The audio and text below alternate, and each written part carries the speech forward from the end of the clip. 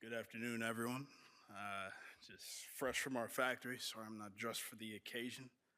Headed right back to the factory. So at Module, we truly believe that everyone deserves to live in a well-designed space they call home.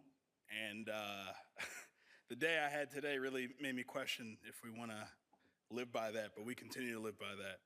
Um, if you're not familiar with the looming crisis that's here and continuing to get worse in the housing industry, we're short several million homes, depending on the source.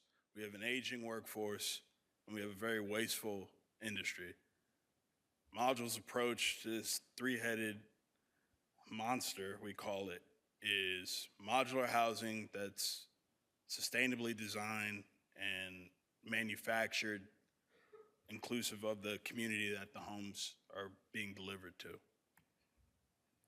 If you aren't familiar, modular housing is constructed in a factory setting, similar to thinking of a stereotypical manufacturing line where your sub-assemblies are put together, and then in our case, put together as fully volumetric boxes where we then deliver the boxes to the site, and with the crane, they're set onto your pre-built foundation system.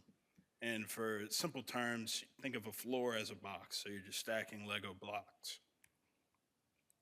We started off as just a design firm, but realized by just being design, we had limited control over quality, which was the main driver for us to become fully vertically integrated. But in addition to being able to better control quality, we now have a much higher margin profile than we would as just a design firm. So we're significantly higher revenue and higher margin. And this also gives us a complete feedback loop as we think about developing the product, which we're at the our pillars are space efficiency, so thinking about urban context, energy efficiency, and then cost. So those are the three factors that we consider as we continue to develop the product. We think about missing middle housing stocks, or anything from an ADU to a 2,000 square foot single family home or multifamily, anything in between.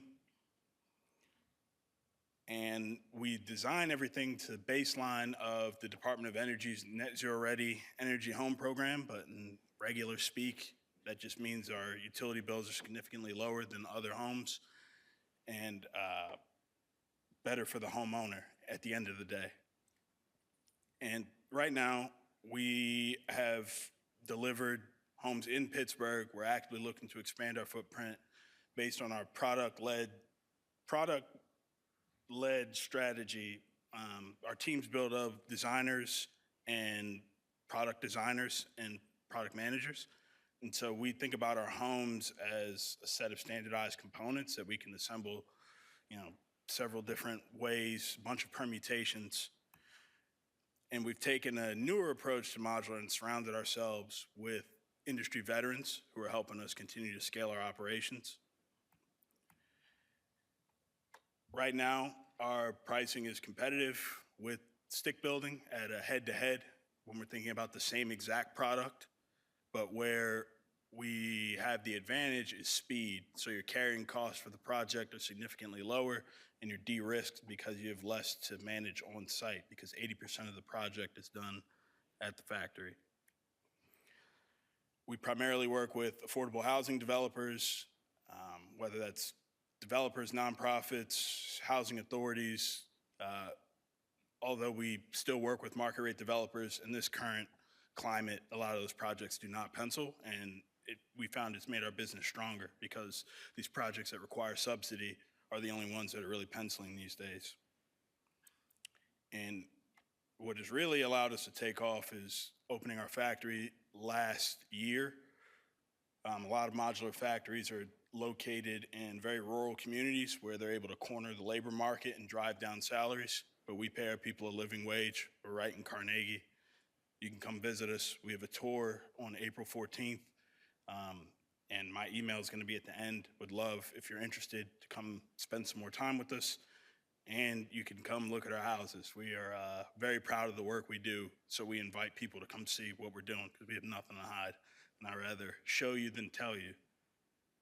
But right now, We're in the middle of a raise. We have approximately $7 million committed, looking to raise an additional $2 million, which will help us take on larger scale products so we can front material purchases up front. If you liked what you heard today, feel free to reach out. And like I said, we host a tour, so email me if you want to come or if you want to see our homes. We're very proud of what we do. Thank you.